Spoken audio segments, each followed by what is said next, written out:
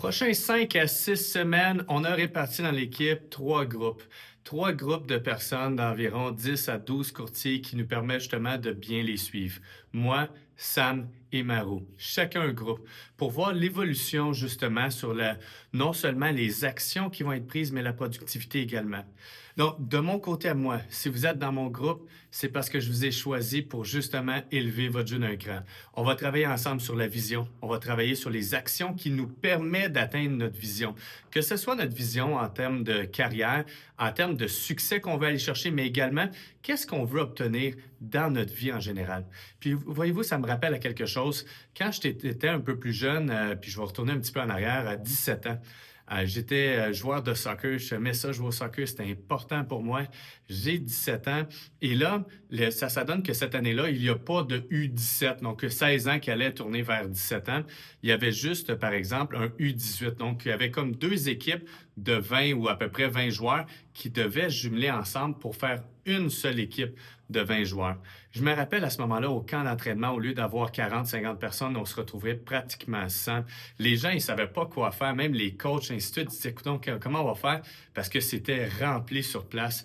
Ils ont dû improviser, ils ont dû trouver des trucs de justement donner des deadlines où est-ce que, whoop, il y a une première coupure, une deuxième coupure, une troisième coupure, ainsi de suite. Je me rappelle à ce moment-là, on était rendu 22 ou 24 joueurs, puis on devait en sélectionner de mémoire 18 joueurs.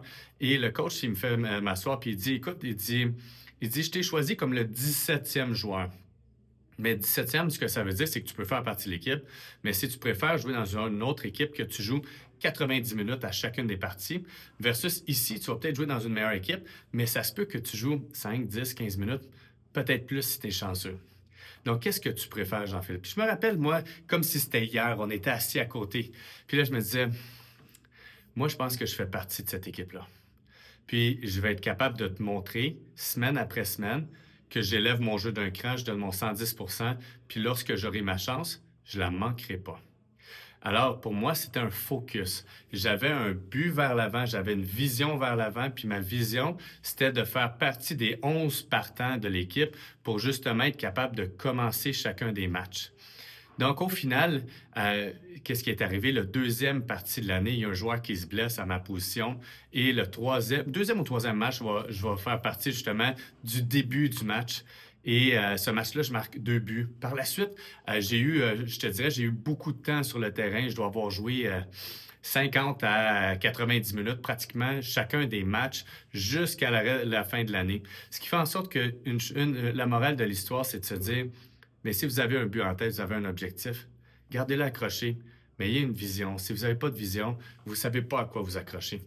La vision est tellement importante pour être capable de faire les actions au quotidien qui te permettent de te rendre.